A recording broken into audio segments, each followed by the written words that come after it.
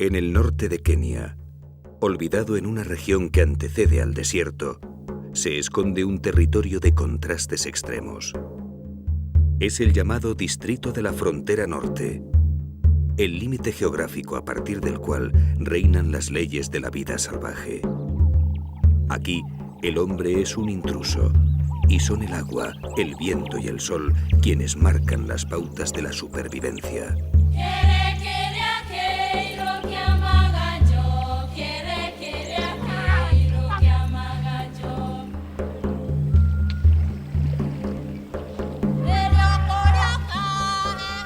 En el corazón de esta tierra agreste se encuentra la Reserva de Saba, un lugar de endemismos biológicos, un refugio para la fauna en las puertas de un desierto abrasador.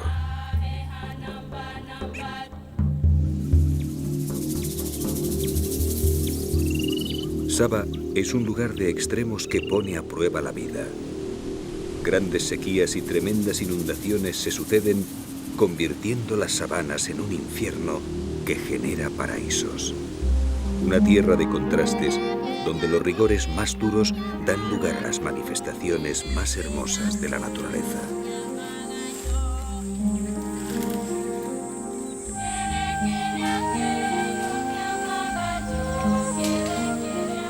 En una tierra donde la vida parece imposible, Saba guarda el tesoro de una biodiversidad exclusiva en una paradoja sin precedentes.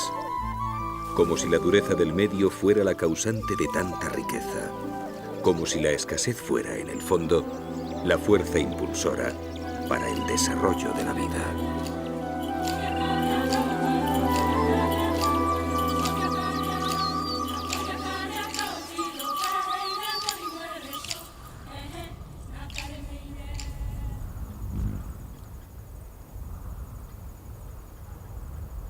La escritora danesa Karen Blixen escribió: África te enseña esto, que Dios y el diablo son lo mismo. Y en la Kenia que ella amó e inmortalizó en su novela Lejos de África, ningún otro territorio lo demuestra con la dureza y el rigor de Saba. Viento, sol y polvo. Desde hace 3 años no ha caído una gota sobre las tierras resquebrajadas del distrito de la Frontera Norte. Las plantas que han aguantado sobreviviendo del rocío y la humedad que trae el viento se levantan torturadas y raquíticas sobre un suelo calcinado. Es el corazón del reino de los espinos del este de África.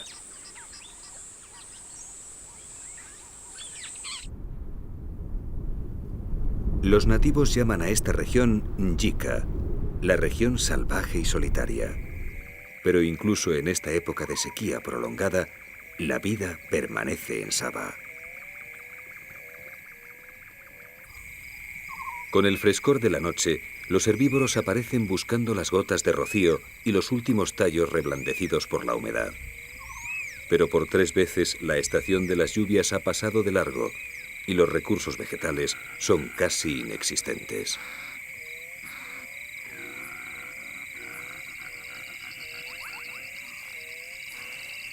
La oscuridad también saca de sus escondites a los carnívoros.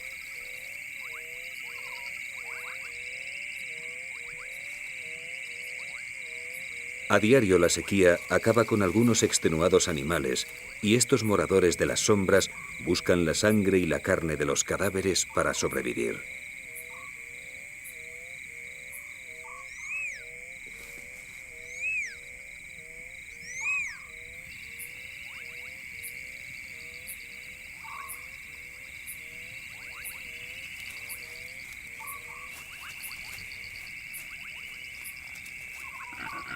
Como reivindicación de su personalidad de contrastes, Saba ofrece una tregua durante las noches de su insoportable sequía.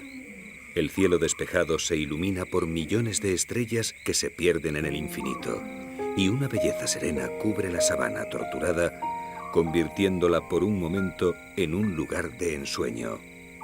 Un espejismo en el corazón del reino de los espinos.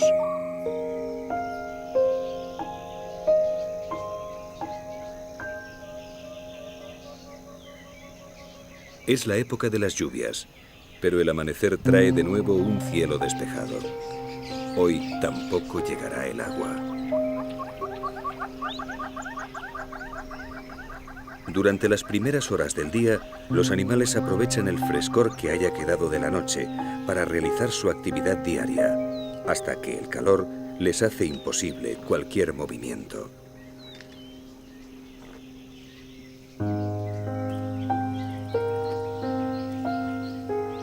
Este grupo de elefantes ha encontrado las últimas manchas verdes en las laderas de una colina kárstica, donde la roca caliza ha retenido el agua.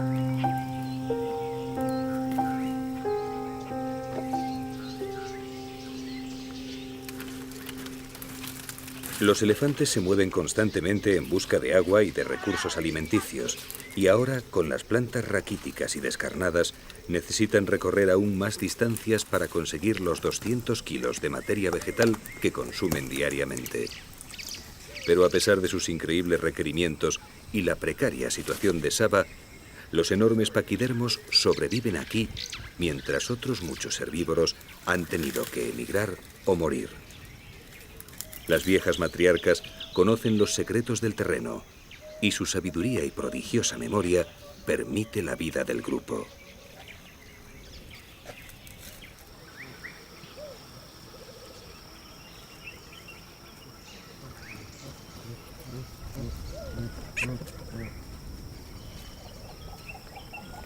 También entre los babuinos, la estructura familiar es la clave que les permite mantenerse en Saba, incluso en las peores épocas de sequía.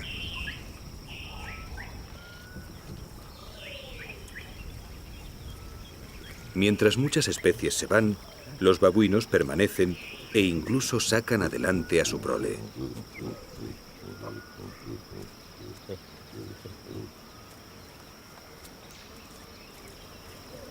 Su dieta es tan amplia que comen prácticamente de todo, y entre las hierbas secas, las piedras calcinadas y las cortezas de los árboles siempre se pueden encontrar bulbos, insectos, pequeños roedores o algún reptil de la sabana.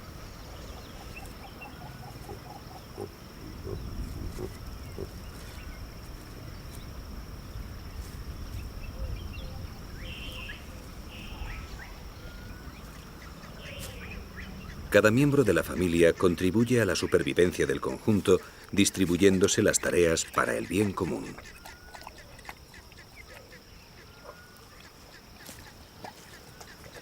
Todos trabajan conjuntamente en la búsqueda de agua y alimento. Todos son conscientes de la delicada situación en la que se mueven, o casi todos.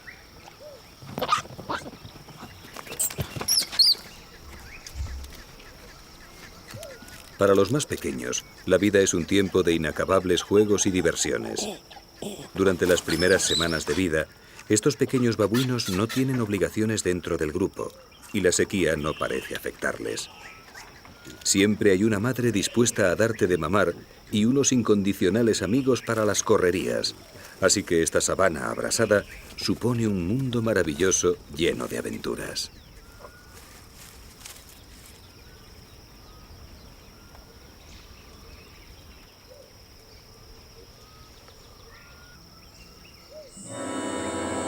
Día tras día, las nubes faltan a su cita.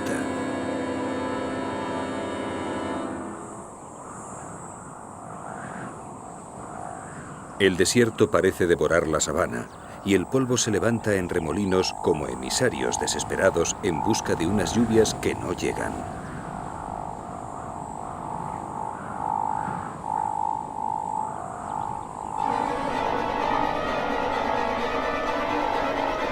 En el cielo despejado, siniestras espirales delatan a la muerte. La enfermedad ha vencido a un elefante debilitado por la falta de agua y la precariedad de la dieta. Ahora su cuerpo es apenas un cuero abrasado. Los pliegues de su piel simulan montañas ajadas de un paisaje torturado por la sequía. Hasta los más poderosos sucumben bajo el poder del sol.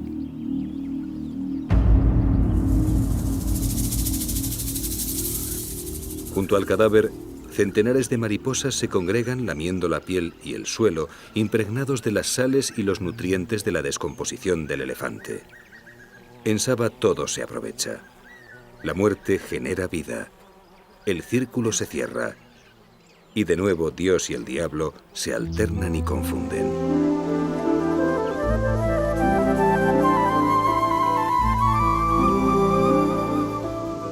Por fin llegan nubes esperanzadoras.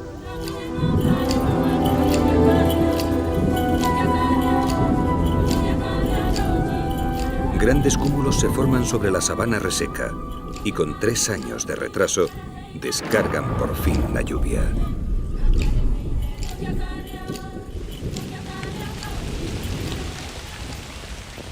Llega el tiempo de los grandes cambios y lo hace con el extremismo característico de esta región remota, violentamente, sin aparente medida.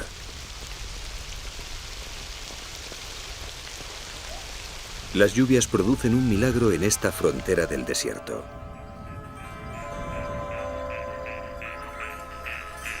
En cuestión de horas, aparecen nuevos ríos que corren por mitad de la sabana. Es el milagro anual de las tierras del Distrito Norte, cursos fluviales efímeros cuyos cauces duran únicamente el tiempo de las lluvias, pero que dejan bajo el suelo las reservas de agua que mantendrán la vida el resto de la temporada. Al sur, las lluvias descargan grandes cantidades de agua en los Aberdares y el monte Kenia, y poco tiempo después llegan a Saba en forma de violentas crecidas. El único río permanente del área de Saba recobra vitalidad arrastrando los sedimentos a los que debe su nombre. Ewaso Njiro, el río de las aguas marrones.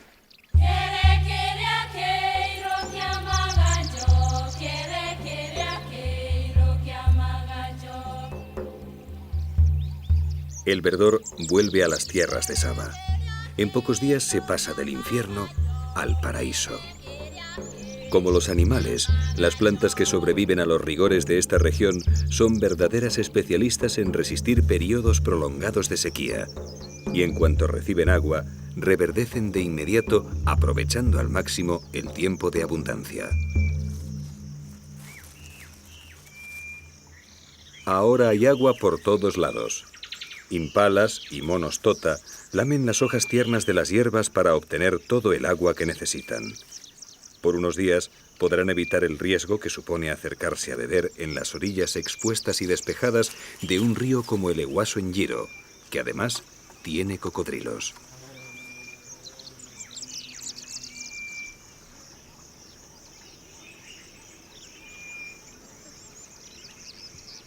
Poco después de las primeras lluvias, del suelo de la sabana surgen emisarios alados que van a revolucionar a un ejército de pequeños cazadores.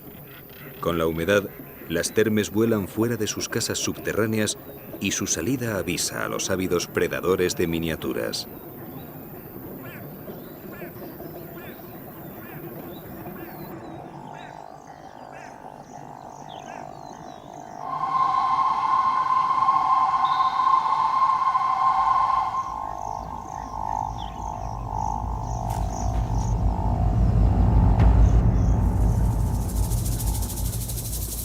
Para muchas aves, es una fuente de proteínas inestimable.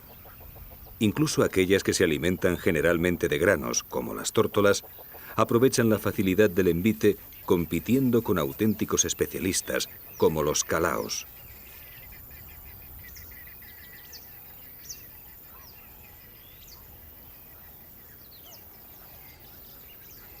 También los nectarínidos atrapan algunas termes a pesar de que su pico está diseñado para libar el néctar de las flores. Es tan estrecho que no puede tragarse las termes con alas, así que a diferencia de los calaos y otras aves menos especializadas, tienen que quitárselas antes de poder ingerirlas.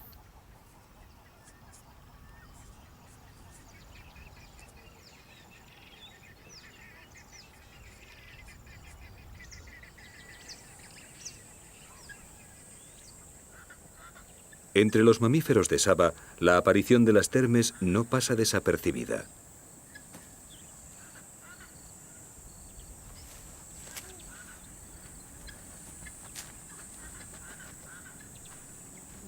Las mangostas enanas, las más adaptadas a zonas áridas, se alimentan en gran parte de estos energéticos insectos, así que incluso cuando las termes dejan de salir al exterior para iniciar sus vuelos, estos pequeños cazadores, armados con poderosas garras excavadoras, se las componen para abrir huecos en sus casas fortificadas y darse un festín.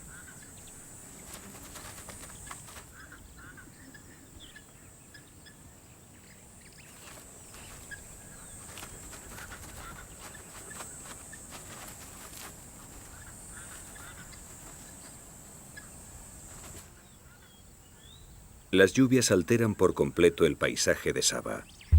No solo reverdecen y multiplican las plantas, sino que las llanuras abrasadas, donde solo parecía moverse el viento, se llenan ahora de una fauna que apenas unos días antes aquí parecería imposible.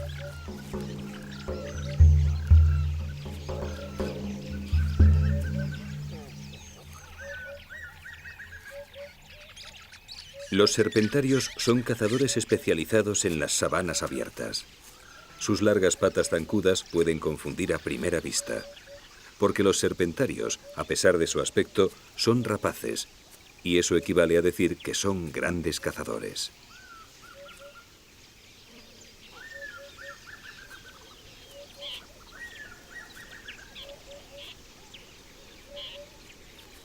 La mayor parte del día lo pasarán así, andando de forma elegante mientras cazan en pareja.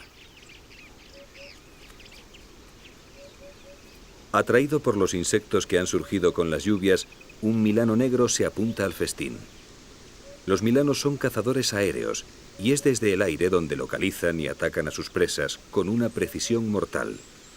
Pero en tierra son torpes y parecen desvalidos en comparación con sus primos los serpentarios, cuya especialización les ha hecho maestros de la caza en el suelo.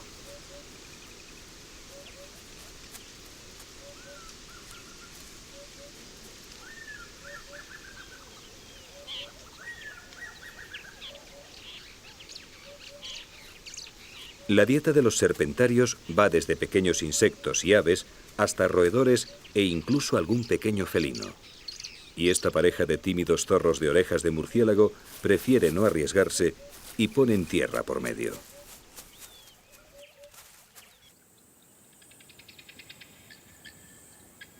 En Saba todas las especies animales están adaptadas al clima semidesértico. Nadie podría soportar los rigores del periodo de sequía con las escasas precipitaciones estacionales si no fueran verdaderos especialistas en supervivencia en climas áridos. Y entre las distintas gallinas de Guinea que se reparten el continente africano, ninguna resiste tanto la sequía como las vulturinas, precisamente la especie más abundante en Saba.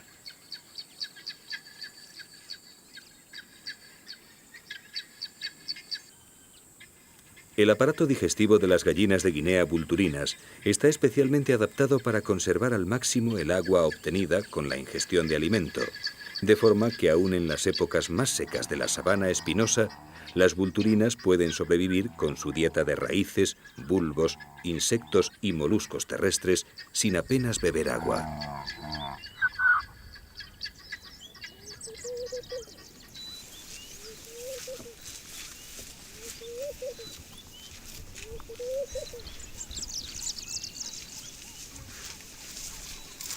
Entre las cebras de Saba también se encuentran las más adaptadas a climas áridos, las cebras de Grevi. Durante el periodo de bonanza que llega con las lluvias, Saba se llena de herbívoros. La cubierta vegetal sufre el acoso de los animales, pero el equilibrio se conserva gracias a las adaptaciones que cada uno de ellos ha desarrollado para intentar acceder a un estrato de la vegetación en el que tengan los mínimos competidores. Como las cebras de Grevi, algunos buscan los pastos más bajos al nivel del suelo.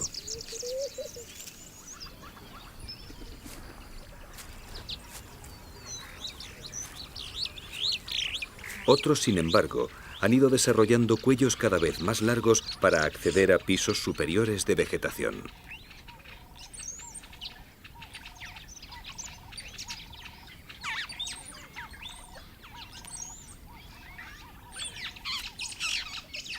También entre los mamíferos se han alargado los cuellos. Este es el siguiente paso, un gerenuk, una palabra somalí que significa cuello de jirafa.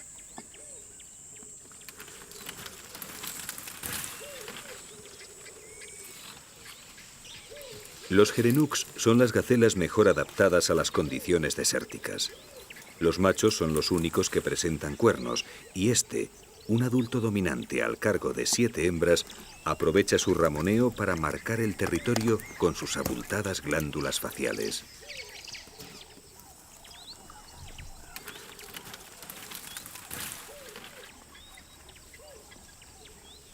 Los gerenuks son las únicas gacelas que pueblan estas zonas subdesérticas en los meses más secos. Les basta la humedad contenida en los brotes y las hojas de la sabana para sobrevivir, y pueden pasar meses enteros sin beber. Pero sus adaptaciones no acaban ahí. Un labio superior flexible, una nariz fina y unos orificios nasales estrechos les permiten comer entre las espinas de matorrales y acacias. Y para evitar al máximo la competencia con otros herbívoros, no les ha bastado con su cuello largo y esbelto, sino que han aprendido un truco que les lleva a estratos de vegetación más altos.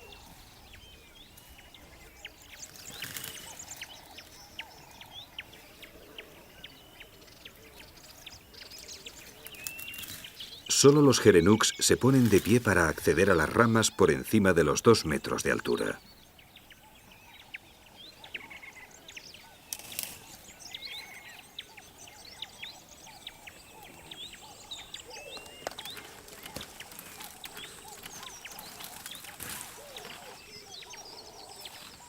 Cuanto más alto se llega, más alimento se pone a tu alcance. Y los gerenuks han llegado muy lejos en su carrera hacia las copas de los matorrales y árboles de saba. Pero en la sabana, hasta la altura de los gerenuks resulta insignificante ante el mamífero más alto del mundo.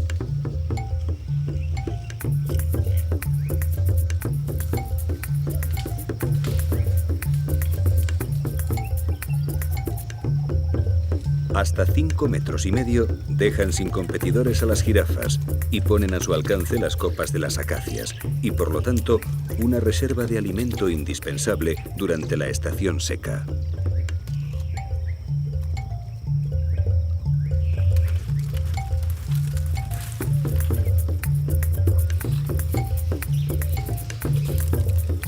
Entre las 8 subespecies de jirafa, el dibujo de las reticuladas las convierte en las más hermosas. Parece como si los rigores de esta sabana semidesértica del reino de los espinos diera lugar a las formas más espectaculares. Como si las pruebas de supervivencia que impone la aridez del medio tuvieran como premio la belleza. Las cebras de Grevi, las gallinas de Guinea vulturinas, las jirafas reticuladas, pieles y plumas incomparables surgidas de la sed de meses, el calor abrasador y la alimentación entre espinas. Y de nuevo Saba parece unir los extremos, como si la penuria generara la maravilla, como si los límites de la muerte fueran los creadores de la vida, como si Dios y el diablo fueran al final lo mismo.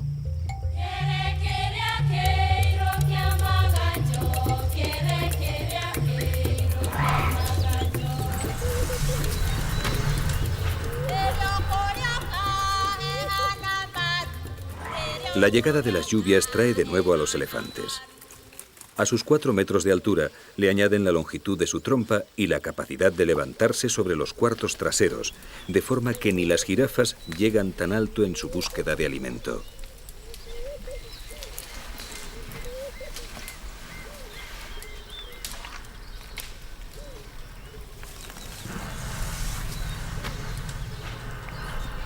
La lluvia ha devuelto la feracidad a la sabana, atrayendo a los herbívoros que se alejaron buscando agua en los meses de sequía. Y con la llegada de los herbívoros a Saba, vuelven también poderosos cazadores.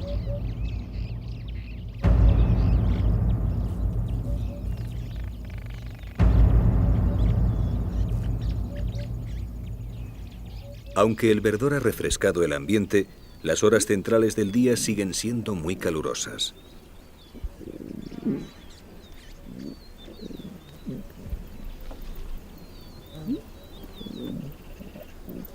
Para los leones es tiempo de descanso al refugio de alguna sombra. Hace demasiado calor como para intentar la agotadora tarea de cazar a un herbívoro, y más aún si este es un poderoso búfalo cafre.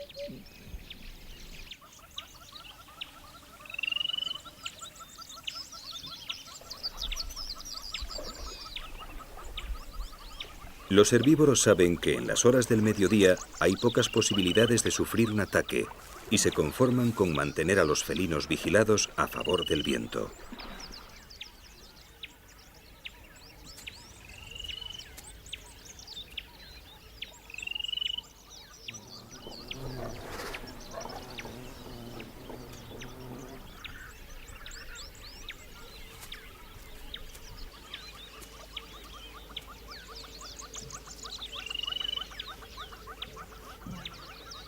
También estas jóvenes leonas descansan entre el frescor de la hierba verde, aunque no quitan la vista de un grupo de cebras.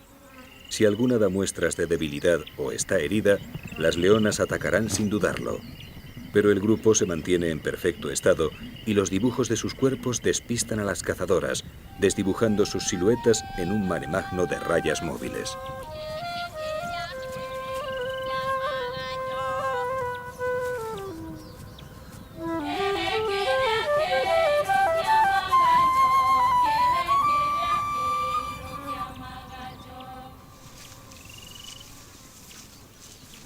En esta época de abundancia, a las cebras de Grevi se unen las de Burchell, con las que forman manadas mixtas. Estas cebras, más comunes en el resto de África, tienen rayas más gruesas y separadas que las de Grevi, y durante la estación seca, cuando solo los más adaptados a la sequía sobreviven en Saba, dejan estas tierras y se dirigen hacia los montes Aberdares, donde hay pastos verdes todo el año.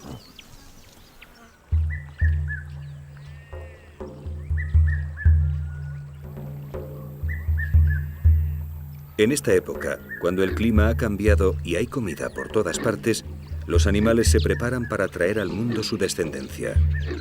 Y durante las semanas posteriores a las primeras lluvias, entre las especies se suceden el celo y los apareamientos.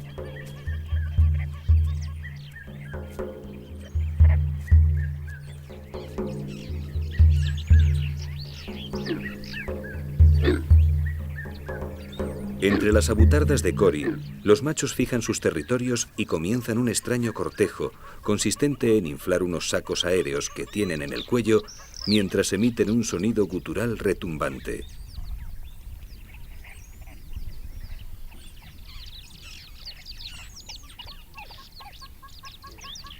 Sus cuellos hinchados y los sonidos sordos buscan llamar la atención y atraer a las hembras, mientras disuaden a otros machos que, como en este caso, pretenden apropiarse de un territorio que ya tiene dueño.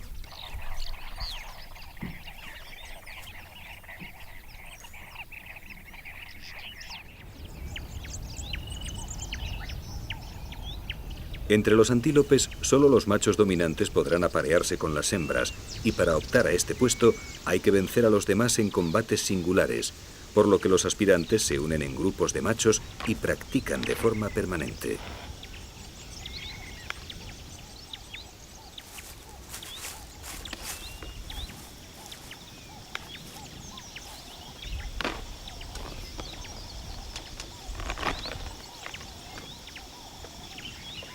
Estos no son verdaderos combates. Los jóvenes gacelas de Grant solo miden sus fuerzas y se mantienen en forma, esperando el momento en que se consideren capaces de retar al dueño de un harén.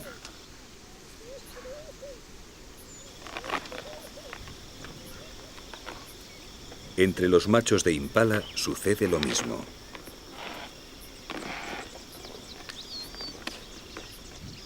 No lejos de donde practican los jóvenes, un impala dominante custodia su grupo de hembras. Hay un posible aspirante a su puesto en los alrededores, y es hora de dejar claro cuál es el macho más fuerte.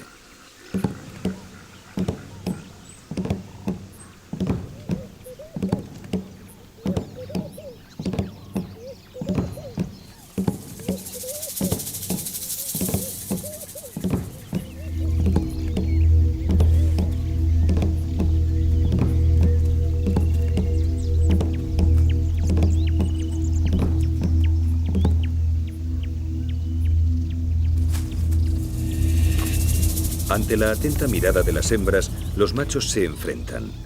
Pero el encuentro no llega a mayores. Bastan los primeros escarceos para que el aspirante comprenda que aún no ha llegado su momento, y antes de que el combate llegue a endurecerse, se retira ileso.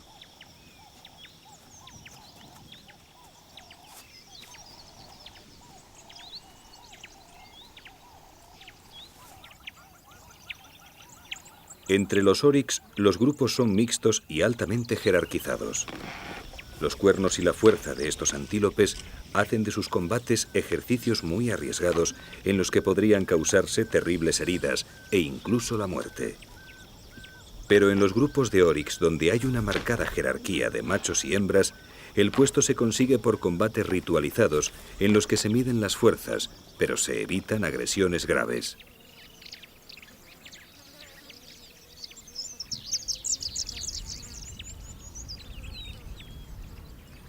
En las manadas, la jerarquía marca los apareamientos.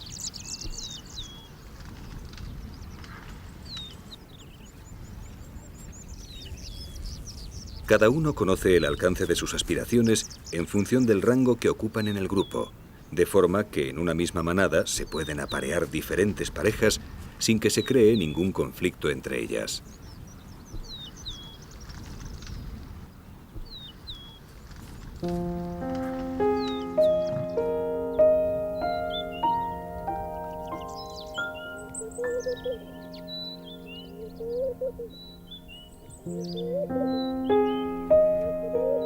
También para los serpentarios ha llegado el momento de aparearse.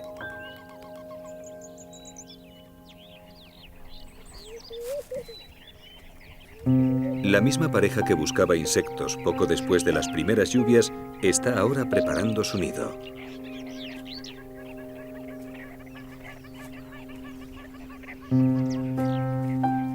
Aunque ambos animales se ocupan de la tarea, es el macho el que se encarga principalmente de coger las ramas, mientras la hembra las va colocando en la copa plana de una acacia, dando forma al enorme nido circular característico de esta especie.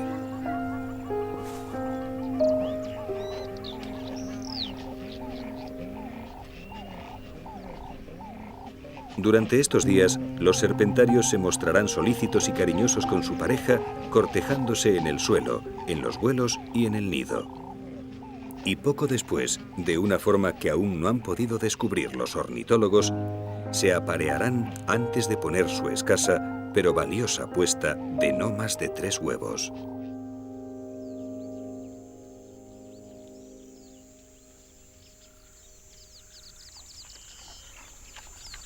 En el mismo bosque de acacias donde los serpentarios han levantado el nido, una familia de facoqueros pasta las nutritivas hierbas verdes surgidas tras las lluvias.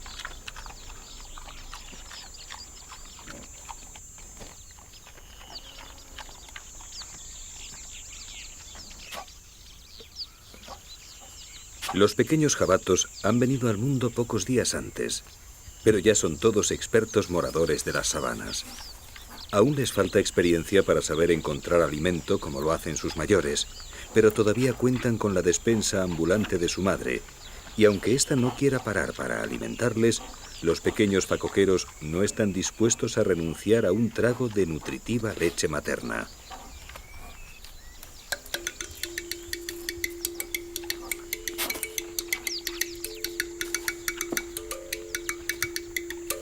Su única misión durante estas primeras semanas será ejercitarse para adquirir la rapidez y la fuerza que les permitan huir de los cazadores.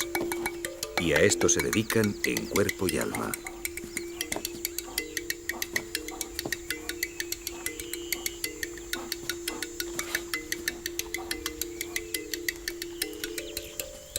Combates de lucha libre o fútbol con la bosta de un elefante son parte del entrenamiento.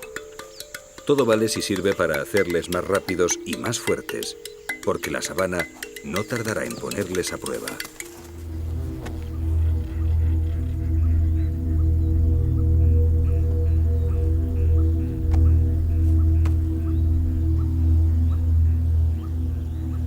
A la sombra de una acacia, un guepardo vigila a unos oryx cercanos.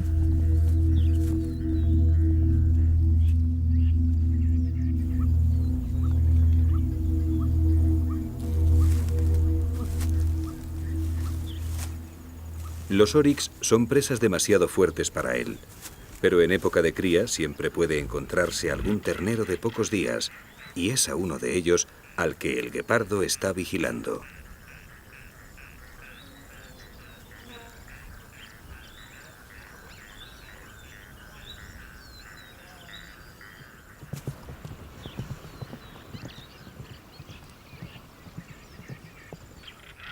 El ternero parece encontrarse en perfecto estado, y las posibilidades de atraparlo son prácticamente nulas.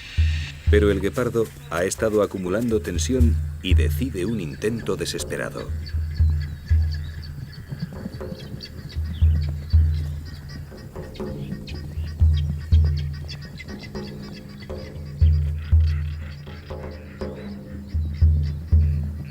Los oryx se alejan sin demasiada prisa, con la confianza de su superioridad, pero sin exponer a sus crías a un riesgo innecesario.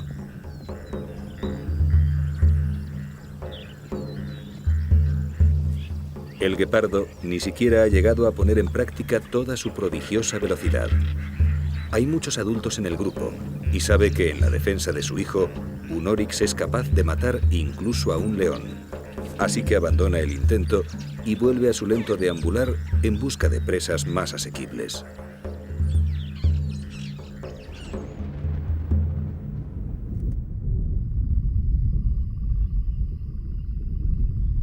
Durante las lluvias cortas, entre diciembre y febrero, las tormentas son frecuentes al atardecer.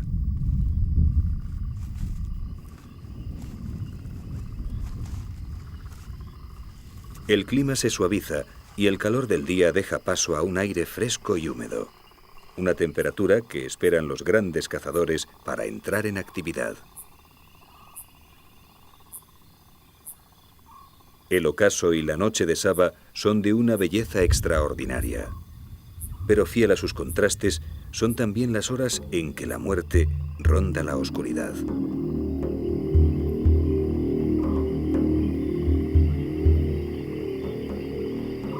Cae la noche sobre el Ehuaso Njiro.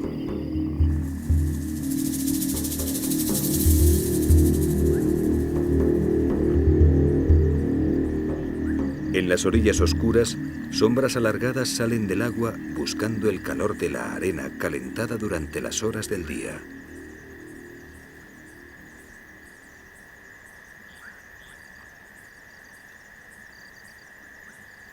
La actividad del metabolismo de los cocodrilos del Nilo depende de su temperatura corporal, y esta depende de su entorno, así que con la caída del sol, las exiguas playas del Ehuaso se llenan de estos dragones.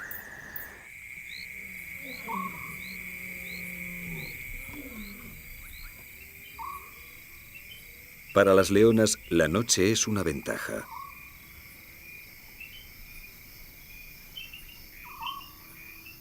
Los ojos de los leones pueden ver en la oscuridad.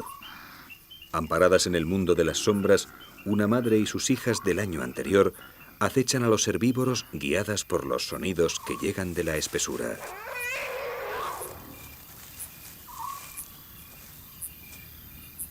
Esta noche no están de suerte. Del bosque junto al río salen 3 elefantes y ningún cazador de Saba se atreve a molestarlos. Así que las leonas bajan la guardia y descansan a la espera de nuevos indicios que delaten la presencia de posibles presas.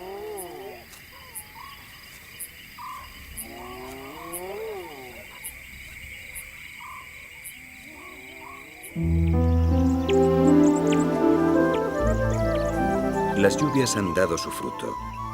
A mediados de enero, Saba se encuentra en su momento álgido. Hay vegetación abundante, agua por todos lados y centenares de animales que recorren la sabana aprovechando la abundancia.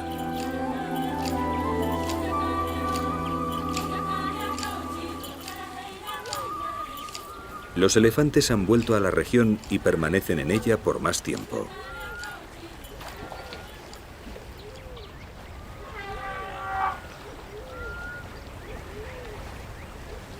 Distintos grupos matriarcales emparentados entre sí se unen junto al Ehuaso Njiro para disfrutar del final de la abstinencia.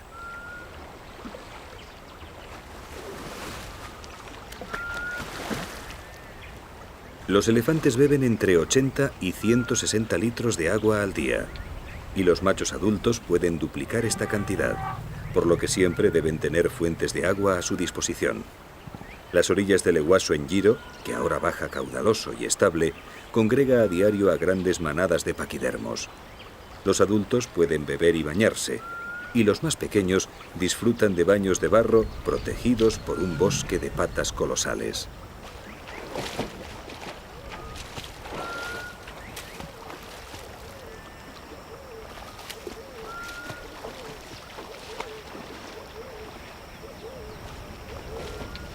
Estos clanes pasan la época seca comunicándose a grandes distancias, pero separados físicamente, para explorar y aprovechar con más eficacia el terreno devastado por la sequía. Pero ahora Saba es testigo de su unión y se puede asistir al espectáculo, antes frecuente en el este de África, de manadas de más de 200 ejemplares.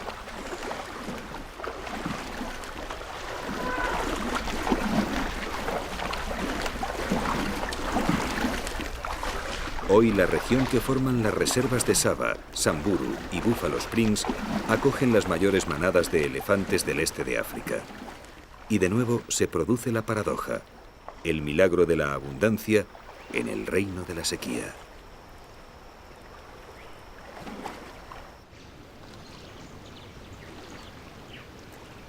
La orilla del río es el lugar de reunión de la mayoría de las especies de Saba. A lo largo del día, muchos de los animales de la sabana llegan aquí a beber. Y este es un momento delicado en el que uno se expone inevitablemente. Los grandes cocodrilos del Nilo han vuelto al agua con el calor del sol. En una de las orillas, unas cebras de Grevi sacian su sed y la aparición de un pequeño potro atrae a los grandes saurios.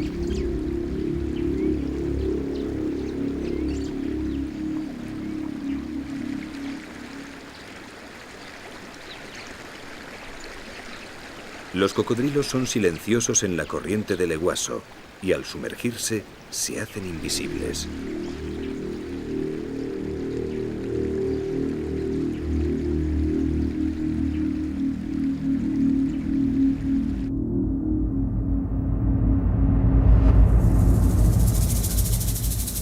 Pero las cebras están alerta permanentemente y la escasa profundidad del río juega a su favor.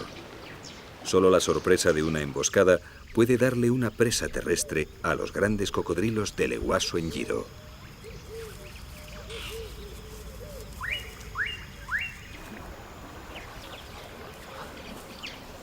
También los babuinos, que han aguantado en la región todo el año, medran por las orillas a la sombra del bosque que escolta al río.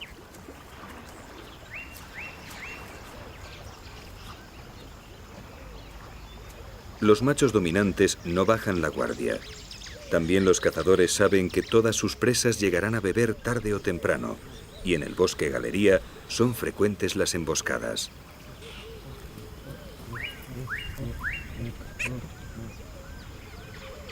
El riesgo merece la pena. Pocos carnívoros se atreverían a meterse con una familia de babuinos, y las palmeras candelabro que crecen en las orillas del Eguaso están ahora cargadas de frutos. Así que mientras los grandes machos vigilan, los más jóvenes suben hasta las copas y lanzan la fruta madura al resto del grupo. Otra de las ventajas de vivir en familia.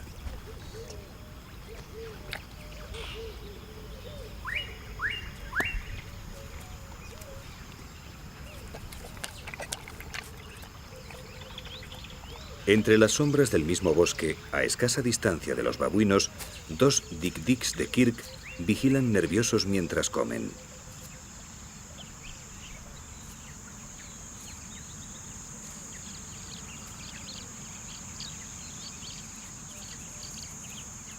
Con 2 palmos de altura y alrededor de 5 kilos de peso, son los antílopes más pequeños de Saba, y hasta los grandes babuinos podrían matarles con facilidad, así que pastan nerviosos sin alejarse demasiado de los matorrales protectores.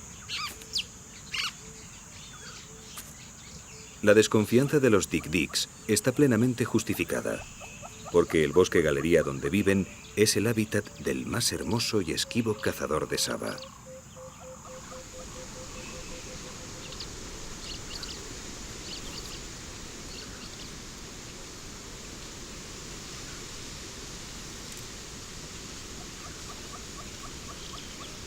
Los leopardos permanecen la mayor parte del día ocultos en las copas de las acacias, donde su piel moteada les hace invisibles.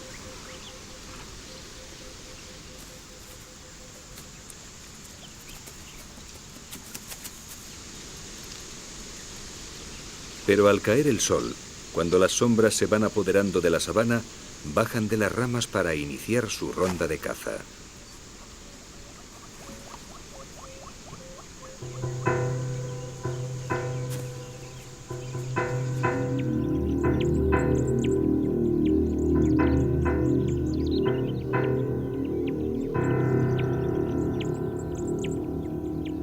Llega la hora de los cazadores.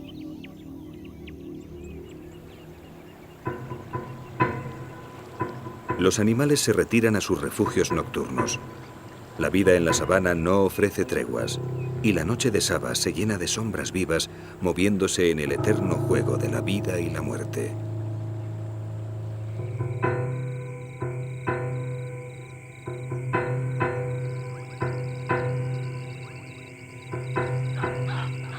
Junto al río, bajo el tronco de una acacia caída, el leopardo escruta la noche en busca de presas.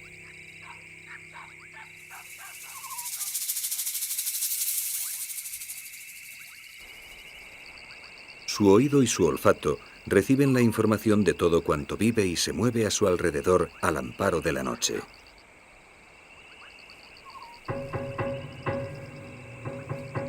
Otro leopardo surge de las sombras y la pareja continúa su ronda silenciosa.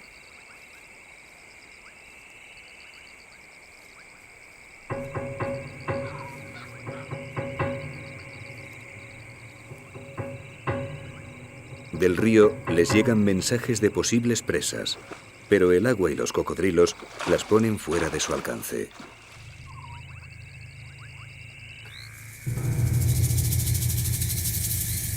Entonces, el macho detecta un movimiento furtivo en un árbol junto al ehuaso en Giro y empieza la cacería.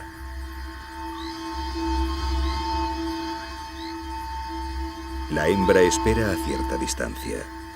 Solo si la presa es grande, acudirá en ayuda de su compañero.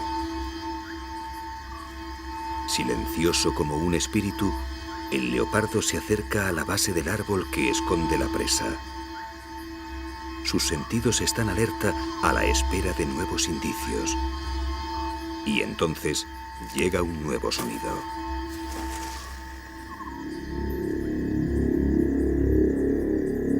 El leopardo sabe que hay algo vivo en el árbol y sabe que no tiene salida.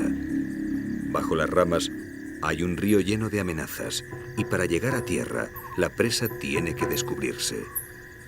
Ahora solo es cuestión de tiempo y bajo la atenta vigilancia de su compañera, el cazador se prepara para el ataque.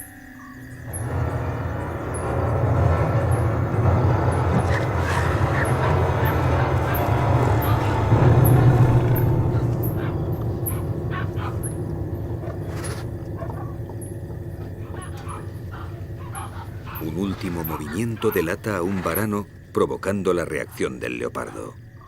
Para el aterrorizado lagarto, esta será su última noche.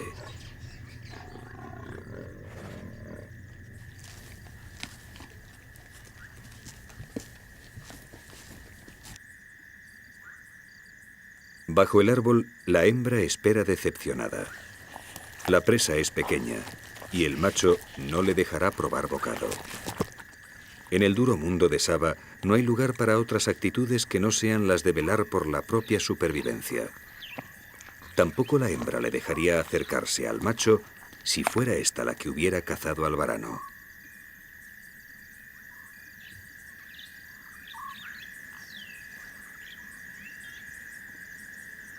Acabada la comida, el macho baja del árbol y se une a su pareja.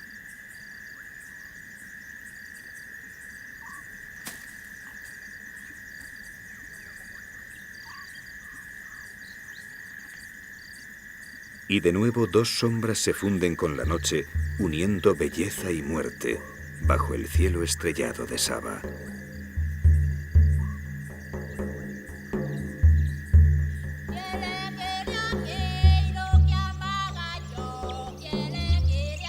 Saba es una tierra fascinante más allá de la influencia de los hombres.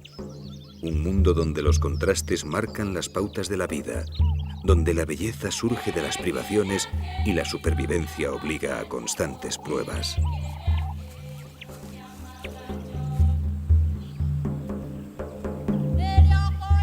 Y es precisamente la dureza de sus condiciones lo que convierte a esta tierra en un mundo aparte, un paraíso exclusivo para sus supervivientes. Con la vuelta de la estación seca, Saba regresa a su principio. Poco a poco vuelve la sequía. Y de nuevo Dios y el diablo se alternarán hasta hacerse uno solo, sin un principio o fin definidos, en el ciclo perpetuo de la vida.